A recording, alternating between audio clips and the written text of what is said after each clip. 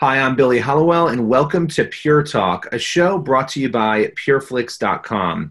We're joined today by Dr. Rex Rogers, President of SAT-7 North America, and Dennis Weins, Vice President for Ministry Partnerships for SAT-7. For those of you who don't know, SAT-7 is a satellite TV ministry that broadcasts Christian programming into the Middle East, North Africa, and Europe. How are you guys doing today? Hey, we're doing great. Doing well, thanks. Well, so Dr. Rogers, just to begin, if you wouldn't mind telling us a little bit about SAT-7, why you guys exist, and what your scope of work is. SAT-7 is based in Nicosia, Cyprus. That's a little island there in the Mediterranean. So we're in the Middle East. Unlike a lot of other missions that you might interact with here in the United States, we're over there. And the founder, Dr. Terry Ascott, lives there. Of course, the staff in Beirut, in Cairo, in Istanbul, in Cyprus, and in London. They're producing all of the television programming in Arabic and Farsi and Turkish. Farsi is Persian or Iranian. And it's broadcast 24/7 over satellite. I did not know until about 9-10 years ago when I first got involved that satellite technology is, we always say virtually uncensorable. You can't really stop it like you can the internet, block it like you hear about various nation states doing from time to time. So we can reach people in their homes, in their apartments, in their Bedouin tents, and they still exist, and they do have satellites with a camel out front, or their palaces, and we can get to people that you and I couldn't otherwise get to. So we broadcast throughout the Middle East, trying to make the gospel available to everyone in the Middle East and North Africa. And it's fascinating when you talk about the barriers that exist for internet and other technologies, but not necessarily for satellite.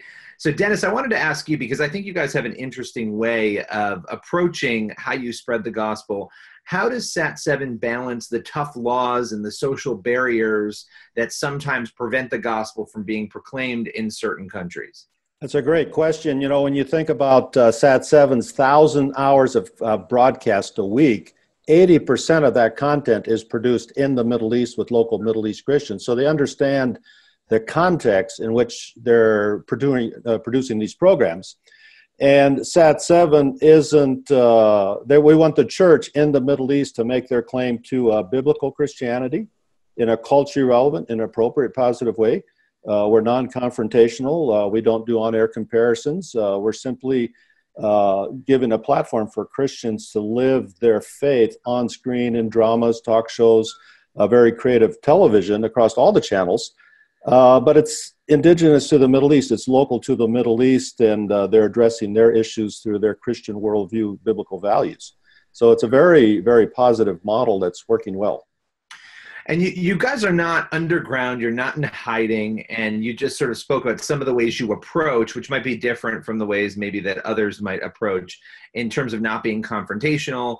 But Dr. Rogers, how do you work with governments? Because I would imagine, even though you can't stop satellite, I would imagine you guys have tried to work with some of the governments to ensure that content can reach people. Just take us through some of that process and how you guys have come alongside maybe governments that could be difficult in some ways when it comes to this sort of ministry. Well, I think one key thing is our ethos. We're non-political. There are times, sometimes it's challenging. Sometimes you'd like to get on the air and say, throw the rascal out, but we never do that. We do not take positions on political and partisan issues. We're simply there to share Christ and Christianity in the most positive way that we can, and to share that clearly with everyone in their own language, their home and heart language. Now, yes, we do work from time to time with governments. For example, our Arabic channels are on Nilesat. That's the most extensive, far-reaching, the most satellites tuned into that in the Arab world. Nilesat's owned by the Egyptian government, and our founder there and CEO worked for 5-6 years to finally get on that particular satellite.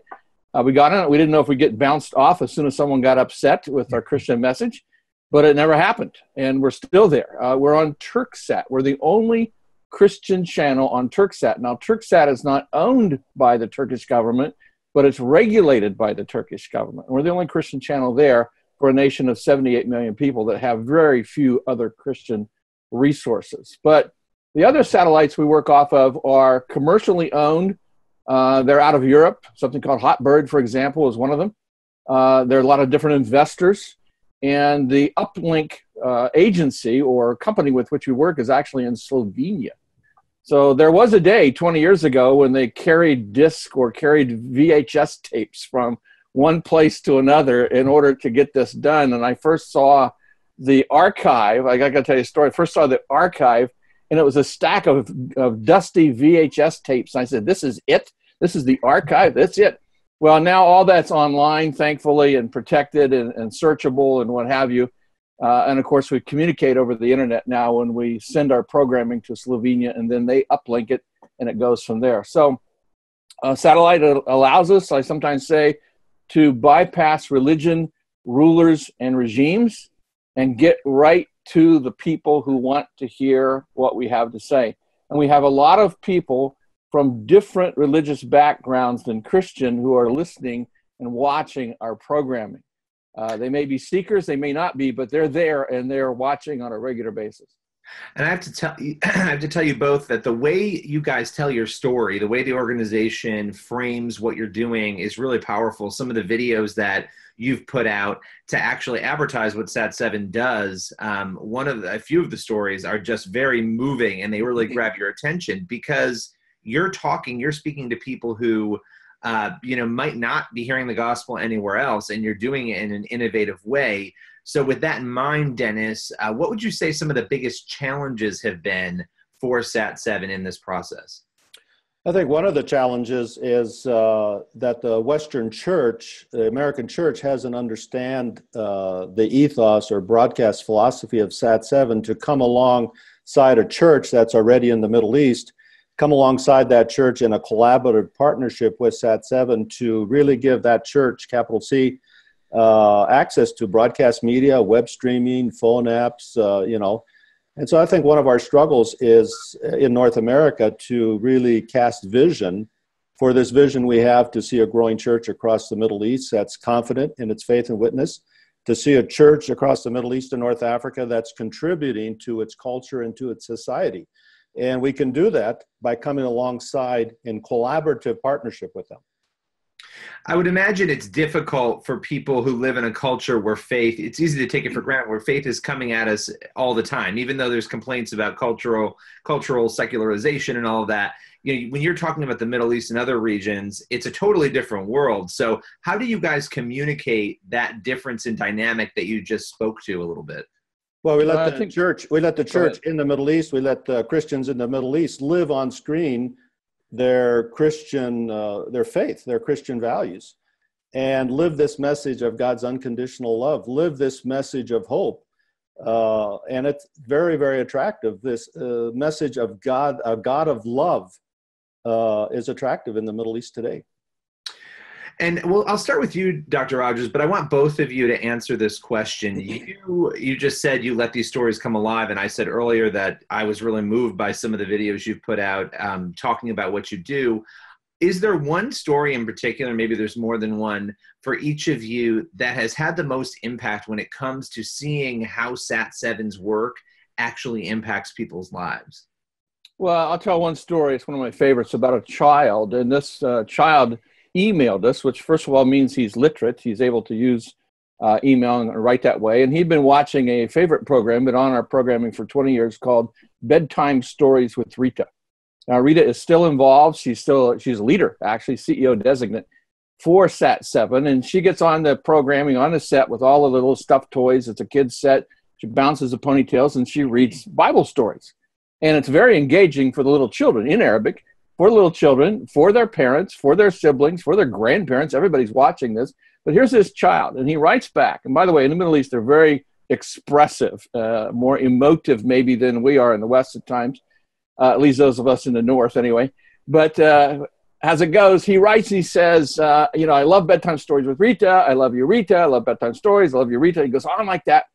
And we think, what is he talking about? And we look at the IP address and realize the little boy is writing us from Sweden. So here he is in Sweden. He's watching Arabic language children's Christian programming. He's engaged with it. It's meeting his heart need because it's in his home heart language. And we don't know why he's in Sweden. Apparently his parents have immigrated there or they're there for a short time. But it's that cool thing that we're touching this child that you wouldn't think would have any connection whatsoever to the Middle East, but he's a little Middle East kid. We don't know his background, but there he was in Sweden, engaged with Bible stories. I love that. I think for my story, I would think back to probably one of the most impactful would be the story of Miriam. So here's a refugee girl who's lost everything, her family's lost everything, and yet she has such a message of forgiveness and acceptance, and for her to be able to share her heart, not just somebody interview her, but for a refugee child, to share her heart with the world, and we can take that message and put it on satellite and social media platforms, and just millions and millions of people. Another story I think is impactful. I spoke in a church in California on a Sunday morning, had a logo shirt on, and I'm driving up to 101, and my car is running low on gas, so I just stopped at a random gas station, and the first one didn't accept my credit card, so I went to a second station. I walked in because I had to get credit approval, and there's an Arab at the counter. And I walked in, he says, "Are you SAT-7? And I asked him, I says, "You know SAT-7? And we're on the 101 and just a random gas station I picked. You know SAT-7? He looked at me and said, "Of course, I'm Egyptian." And, we think this is hidden, and it was classic. He says, "Well, yeah, all of us in Egypt know SAT-7. And just as it speaks to the reach and the impact of this model. And we are no secret in the Middle East. We're one of the best kept secrets in ministry in North America, maybe. But just the ability to create a brand that's branded as a trusted Middle East media is amazing.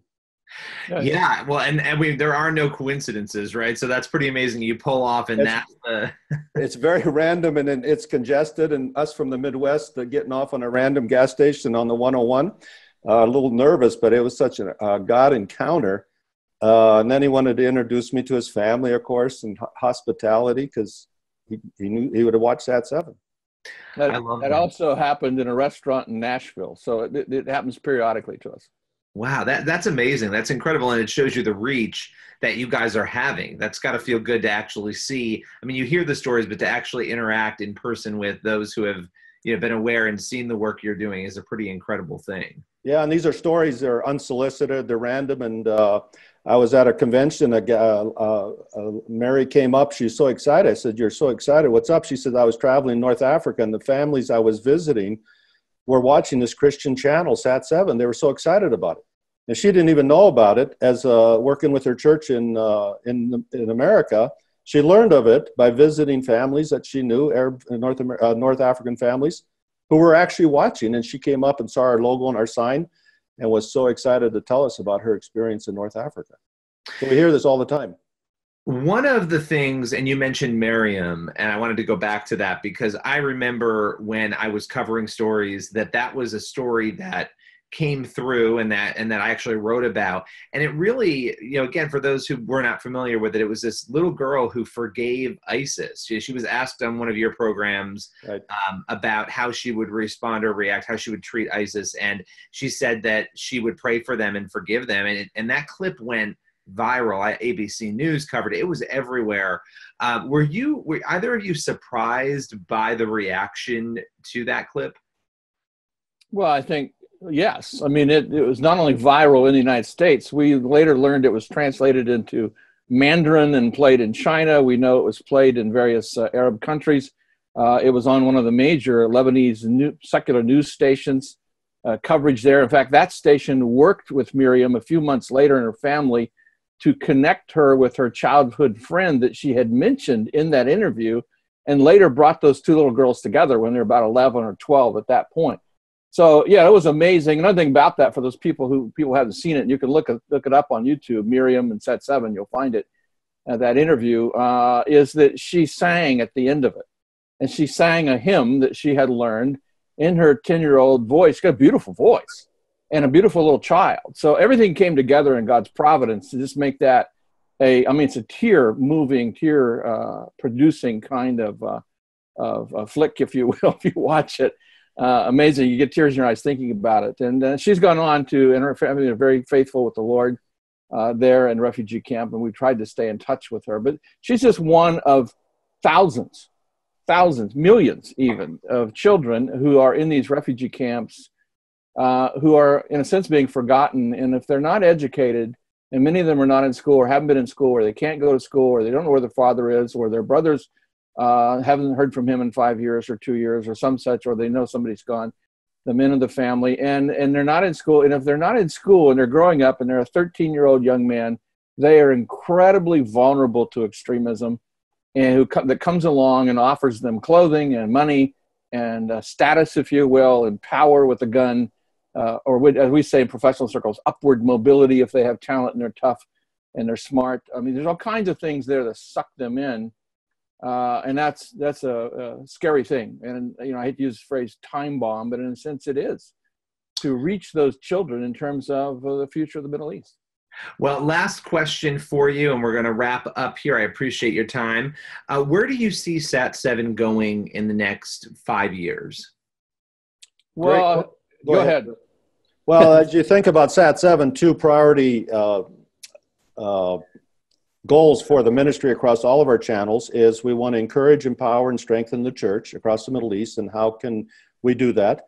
And then make the gospel available to everybody across the Middle East, children, women, illiterates, closed homes who don't have access.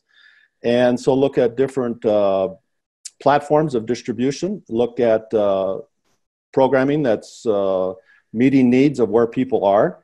So I think that's where the growth is going to take place. Well, listen, I really appreciate you both coming on the show today. Thanks again for everyone else out there. Please tune in next week for the next episode of Pure Talk. You can do that on our Facebook page at facebook.com/PureFlix. Here's the deal. PureFlix.com has 6,500 titles you can watch right now. That's way too many to show you in just 90 seconds, but you know what? Here we go.